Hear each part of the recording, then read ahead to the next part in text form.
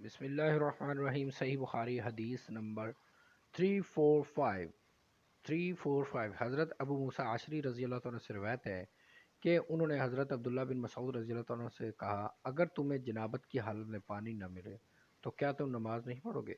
حضرت ابن مسعود نے جواب دیا، اگر میں اس معاملے میں رخصت دے دوں تو پھر یہ ہوگا کہ جب کبھی کسی کو سردی کا احساس ہوگا تو یہی کرے گا، یعنی تیمم کر کے نماز پڑھ لے گا۔ حضرت ابو موسیٰ اشعری نے فرمایا، اگر یہی بات ہے تو پھر حضرت عمار ابن یاسر رضی اللہ عنہ کا قول کہاں جائے گا جو انہوں نے حضرت عمر رضی اللہ عنہ سے کہا تھا؟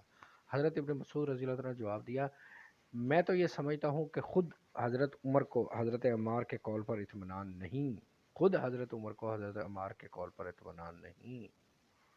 صحیح بخاری حدیث نمبر 335۔